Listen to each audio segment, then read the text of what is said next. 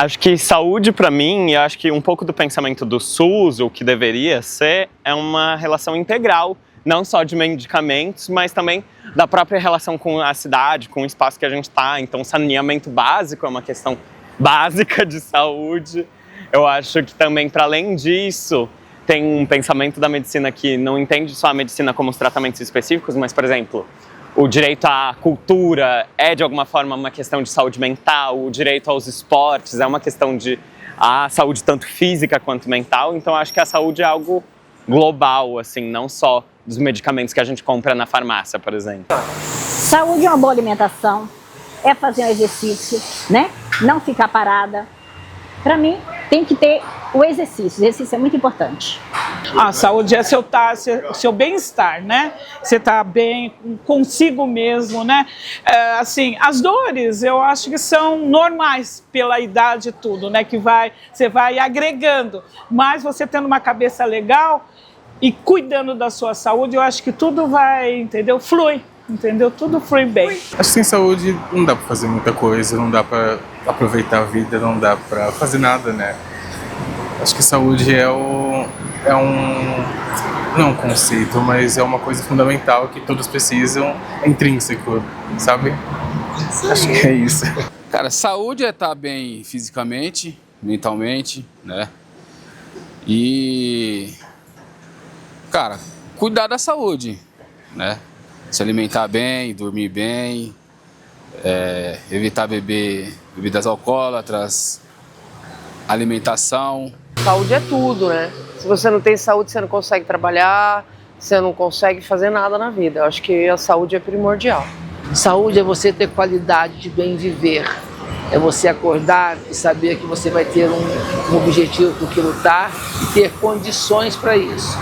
Condições de poder andar, respirar, se locomover, beber água boa, ter direito a uma refeição.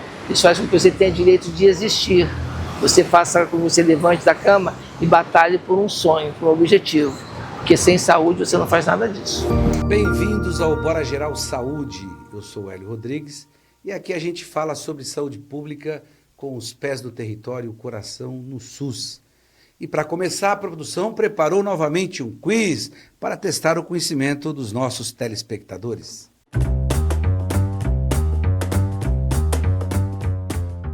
O SUS financia grande parte dos transplantes de órgãos realizados aqui no Brasil. Você saberia me dizer qual é o percentual? É 100%? É 50% ou 95%? Depois, no final do programa, a gente te dá a resposta.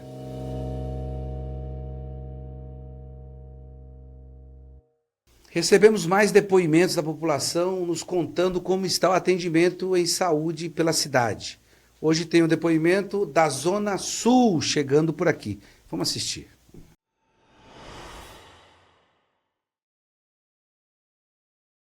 Viemos aqui até o Jardim Novo Pantanal, na Zona Sul, e vamos conversar com a dona Zete, que é do Conselho Gestor da UBS Jardim Novo Pantanal. Essa unidade, ela tem um histórico bem, assim, relevante na vida da gente, né? Quando eu cheguei aqui, essa área aqui era só de eucaliptos, né? Só existia esse lado, o lado de lá era só taboa e eucaliptos. Muita gente sem moradia, né? Na cidade de São Paulo, a gente sabe que ela é acolhedora, né? E muita gente sem moradia, então houve essa invasão. Aconteceu a invasão, as pessoas construíram seus barracos, depois foram construindo as novas moradias de alvenaria. Não tinha mais, tomaram posse do terreno todo, porém não sobrou espaço para saúde, para educação, porque a gente tinha era só o clube da turma. E aí veio a questão da saúde. A unidade Doroteia, com toda essa demanda aqui de dentro do Pantanal, Santa Terezinha, São Francisco, Santa Amélia, o outro lado de Cidade Júlia, que também não tinha.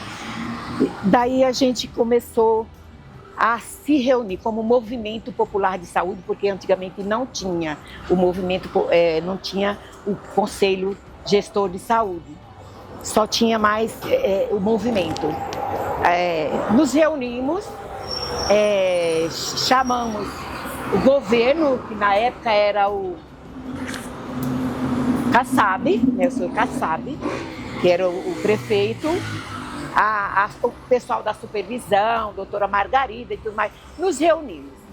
Todo o movimento de saúde Pedreira, Cidade Ademar Pedreira, foram reunidos e nos reunimos para que a gente tomasse uma decisão, que o governo decidisse implantar uma unidade de saúde para o atendimento da população do Pantanal. E o Pantanal foi crescendo. O seu Otacílio Madeira, que foi quem encabeçou a invasão do terreno, sofreu muito, né? Porque sabe, quando a pessoa se torna um líder, o líder é atacado mesmo e quem paga é eles mesmos. Deu muitas coisas, tudo, mas a população junto com ele, e o movimento de saúde também junto com ele, nós viemos e trabalhamos para chegar aqui. Nós trabalhamos no mínimo 12 anos de luta para essa unidade ser implantada. E o pior de tudo, 12 anos de luta e nós temos ela aqui e ela não está completa, nós não temos dentista. Mas o que mais faz falta para nós é o TO, é o psiquiatra, porque é gerado assim, essa equipe disciplinar, ela atende no mínimo umas 5 unidades.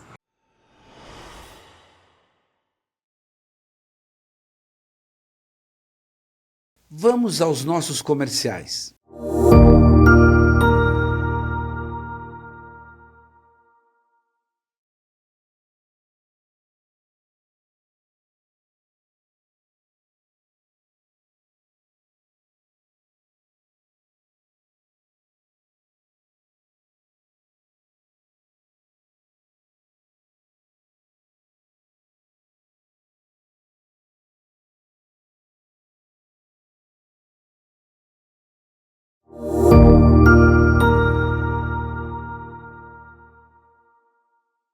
Estamos tentando entender mais sobre a saúde pública em São Paulo. Desde o programa passado, quem está nos ajudando nessa missão é o Dr. Arlindo Silveira, médico sanitarista e médico do trabalho, um grande conhecedor e defensor do SUS. Tudo bem, Arlindo?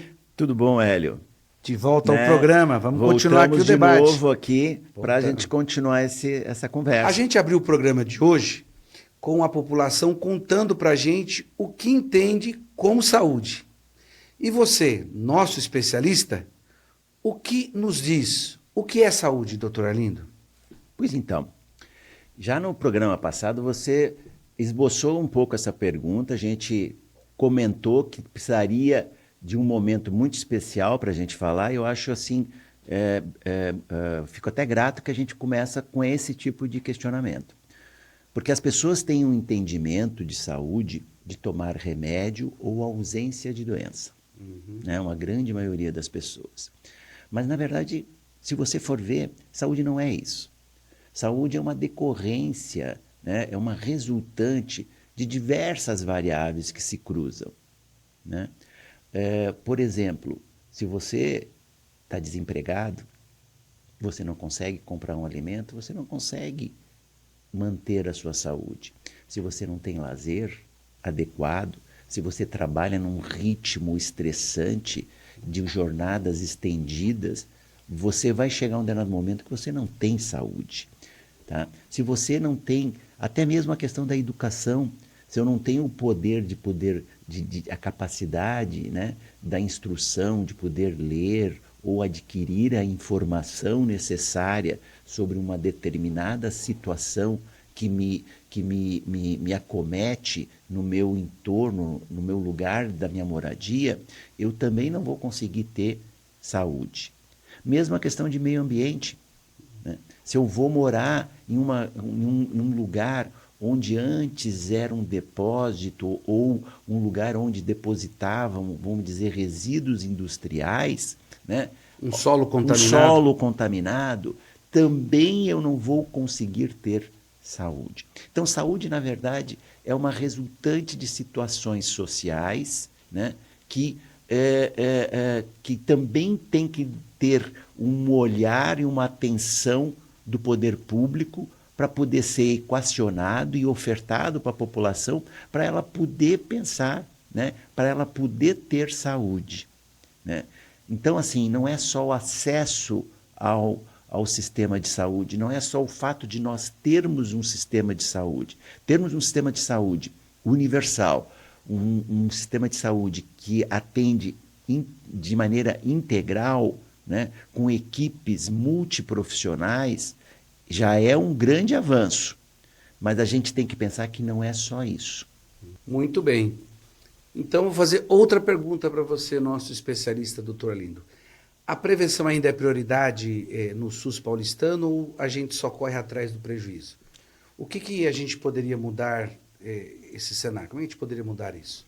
Pois então, eu acho que com o processo, como a gente já falou, da terceirização dos serviços, as questões de prevenção, elas começam a ficar numa situação de segundo plano. Isso quando a gente vai falar na questão de acesso a serviços e de assistência à saúde, a parte assistencial, né? Porque começa a mudar o modelo de assistência ou de oferta de serviços para a população. O básico hoje, o modelo assistencial que a gente utiliza no Brasil e pelo Ministério da Saúde é a medicina, é o programa de medicina de família, né? Do médico, no sentido de que são equipes multiprofissionais, a estratégia de medicina de família. Quais são os profissionais que estão nessa equipe, mais ou menos? Você tem os agentes comunitários. Que visitam as casas. Isso, com aquela roupinha azul vai na casa das pessoas. Isso, o médico que vai fazendo essa coleta dentro de um espaço que a gente chama de território, né? Cada equipe tem um grupo de famílias num território pré-determinado, certo? Que vai atender para todo um serviço de saúde, para toda uma unidade. Então, você vai ter várias equipes de saúde e elas vão estar colhendo informações nesse território das famílias e dos integrantes da família sobre questões relativas à saúde. Porque muitos dos programas, muitas das situações de saúde que você falou, preventivas, eles não necessariamente têm que passar por uma consulta médica. Ela pode ser acompanhado por outros profissionais, por exemplo, o crescimento de uma criança, né, a evolução, se ele está subnutrida, se ela está corrigindo essa desnutrição, a mãe que tem, vamos dizer, uma gestação de risco, ela tem que passar pelo profissional de saúde, mas ela pode ter um acompanhamento mais próximo em casa por esse profissional, tá certo? E outros, não necessariamente, nós temos outras doenças coletivas, como tuberculose, né, que também tem que ter alguns cuidados específicos, porque ela é de transmissão infecto-contagiosa, a gente precisa saber quem são os comunicantes, precisa saber quem precisa tratar, quem não precisa. Muitas vezes, não necessariamente, ele tem que passar numa assistência médica ou com o enfermeiro. Ele pode passar por esses profissionais. Isso são medidas preventivas, medidas de promoção à saúde. A falta de investimento nas periferias aumenta a desigualdade no acesso à saúde. Vamos ver esses vídeos que recebemos da população.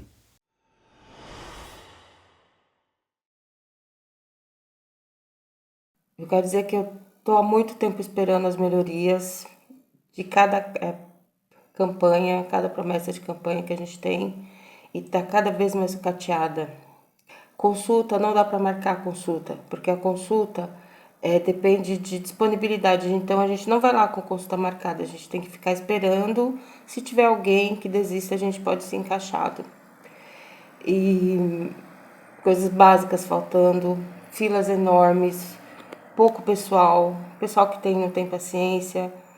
Então, e eu também tenho um filho autista e eu não tenho como ser atendida em nada. Tanto que eu vou procurar em outros lugares o atendimento. É uma pena porque é um serviço público, é um serviço de excelência no mundo inteiro e a gente não consegue usar. Eu acho do SUS, o Sistema Único de Saúde, o melhor projeto em saúde do mundo. Porque com ele a gente consegue todos os diagnósticos de doença e também a cura. É isso que eu entendo por SUS.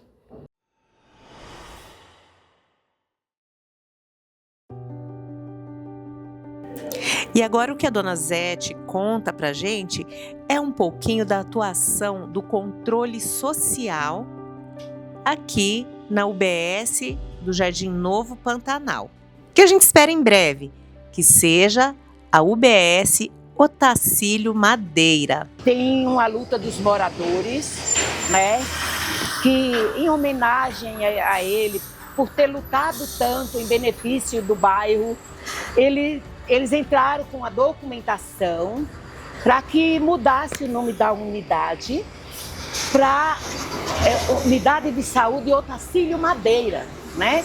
E temos essa demanda na Câmara. É uma colaboração que a gente, né, se sente assim, eu sou útil, né? A gente se sente útil por estar ajudando a população, né, nas suas necessidades básicas. Mas assim, a demanda para o hospital é muito grande porque são 3 regiões. Então, mas o meu maior sonho é tirar essa unidade daqui e ser construída uma unidade que comporte tudo o que for necessário. Que o SUS seja realmente completo, né, para a população. E não é sonho só meu, é também de toda a população. E agora a gente confere a resposta do quiz.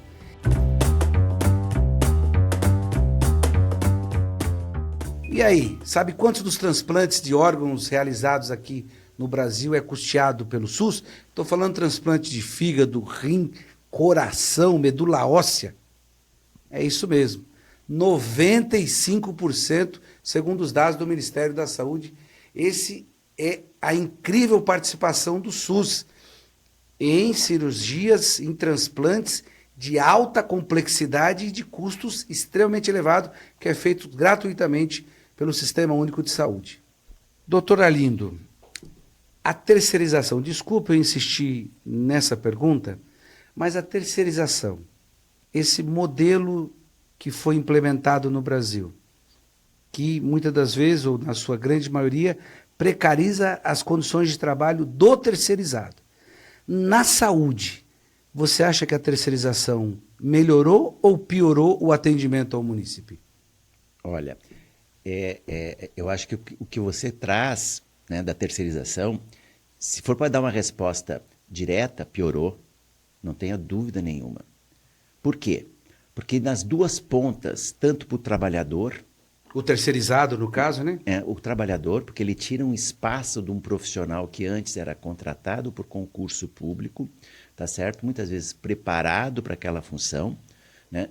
E isso é importante a gente ressaltar, tá certo? O valor que tem desse tipo de profissional e do controle de contas, de orçamento, de você estar planejando a contratação desses recursos humanos e preparando eles para o atendimento. Porque não é qualquer profissional que pode trabalhar, não é que eu queira dizer que tenha que ser preparado, mas ele tem uma lógica, o SUS.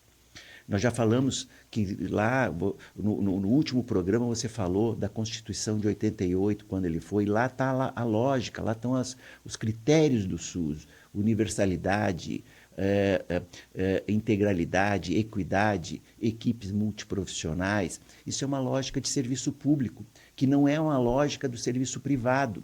E a terceirização, quando vem para dentro do serviço público, ela começa a trazer essa lógica do serviço privado, que é a da produção, a da individualização do atendimento, né? Que quebra com a lógica dos saberes coletivos de diversos profissionais pensando na atuação.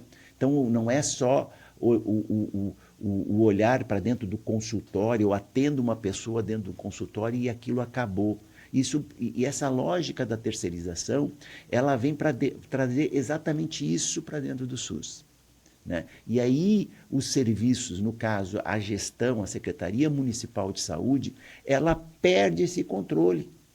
Tá? Ela perde esse controle de estabelecer os seus programas, estabelecer os indicadores que têm que ser atingidos, tá certo? E transfere esses controles para uma empresa privada. Ora, vamos ser bem sinceros, né? A empresa tem um contrato, ela que controla esses, vamos dizer, esses indicadores, ela pode maquiar esses indicadores, ela pode, vamos dizer, passar informações que o serviço não consegue controlar, porque ele não tem esse controle. Eu acho que a lógica da terceirização é muito de uma lógica de empresa privada. E que não deu certo em lugar nenhum e está dando menos agora, porque afeta, como você falou, os trabalhadores terceirizados, que deveriam ter, por trás dessa condição de trabalho, uma garantia que ele pudesse fazer várias recusas, né? Eu sei que no serviço de saúde você tem protocolos a seguir. Você não pode pular protocolos. Vou aplicar uma vacina, eu pego uma agulha, retiro o líquido daquele recipiente, descarto aquela agulha, pego outra para poder fazer a aplicação. Então, daí a necessidade de você ter um servidor... Uma lógica do lucro. Exatamente. A lógica do lucro, aonde eu posso lucrar. Essa é a lógica do serviço privado. Eu não estou condenando. Que não está errado, né? Eu não estou errado. Mas só que quando você traz ela para dentro do serviço público, você estabelece um novo paradigma, uma nova forma de atuar.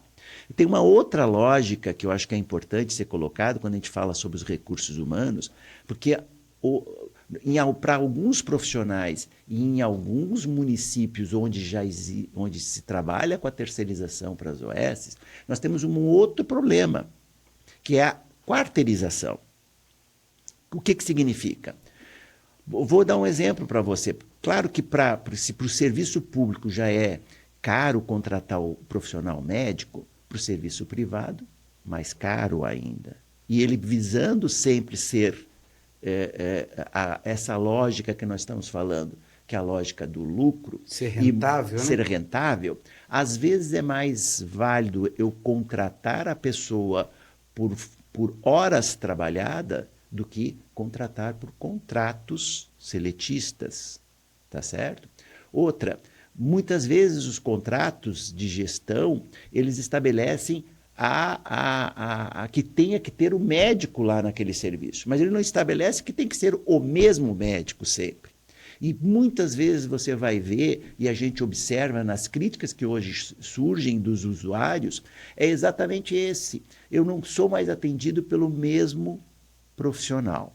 Por quê? Porque, teoricamente, o profissional que hoje está atendendo, ele foi contratado ali de uma forma que a gente chama de pejotização, que eu sou só contratado para aquele plantão, para aquele horário, né, para substituir aquele médico que não pôde vir, ou porque foi contratado para vir 2 vezes por mês ou 3 vezes por mês e ficam faltando um plantão, de repente eu contrato um para ser, vamos dizer assim, o escape, aquele que vai substituir. E aí a população perde aquele contato que antes tinha com o profissional que era, vamos dizer, regular, que toda semana estava ali, que era o clínico, tá certo? Então, hoje você já começa a ver o que a gente chama de quarteirização na saúde.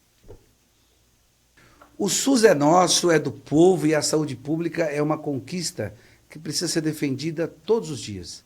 Agradecemos a todo mundo que participou e seguimos juntos nessa luta.